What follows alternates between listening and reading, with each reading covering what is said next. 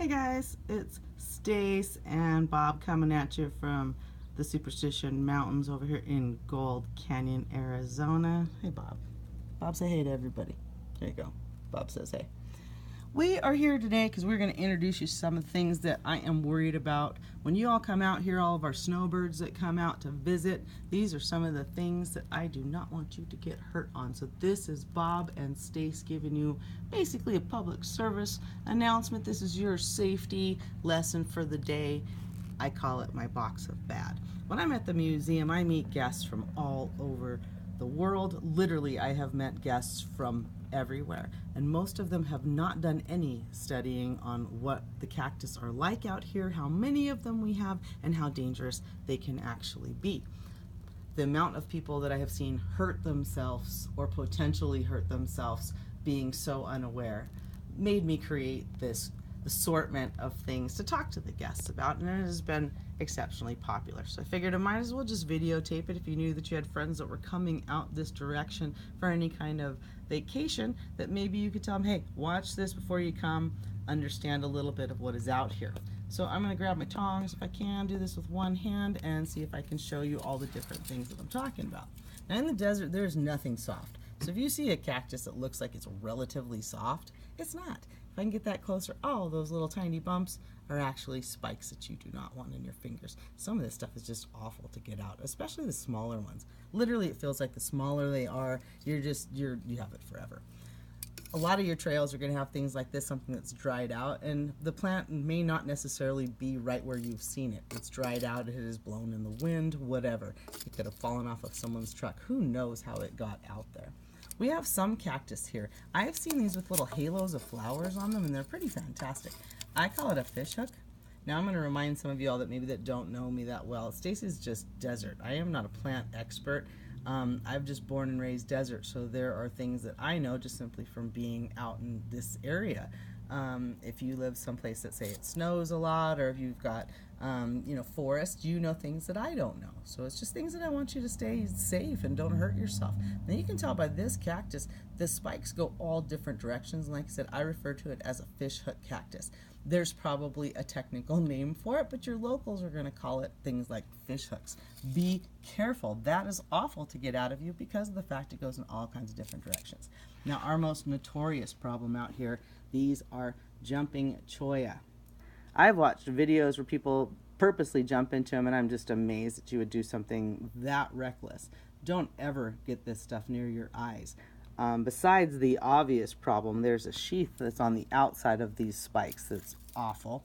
Very hard to get out of your skin. There's some kind of weird magnetic pull when it gets next to you, and I think that's really where it got the jumping name from. I don't know if it technically jumps. It sure as heck just feels like it. When these come off the main plant, they come off in these large clumps. Again, it doesn't necessarily have to fall right next to the plant. It can be down your trail a little bit. These things seem to love flip-flops. They'll go into the side of a flip-flop in a nanosecond. Don't put your fingers down there to pull them out. It was one of those incidents that started me literally doing this, watching a mom try to pull this out of her daughter's flip-flop and having it embedded so far into her fingers that pliers were required to pull them out. This plant is no joke, and it is everywhere around the base of the Superstition and as you go up the trails. Now the side that I'm on has the Hieroglyphics Trail, and it has the Peralta Trail as well. On the opposite side where our museum is located at, you have fields of this, and it is gorgeous. At certain times of the day it glows, and so photographers want to come and take pictures of it, but you need to be very careful and aware of your surroundings so you don't walk into clumps of it. As it dries, this is what you have, and it blends in so well with the rocks. Let me see if I can even show you this here, because I have rocks down here. Barely can see it.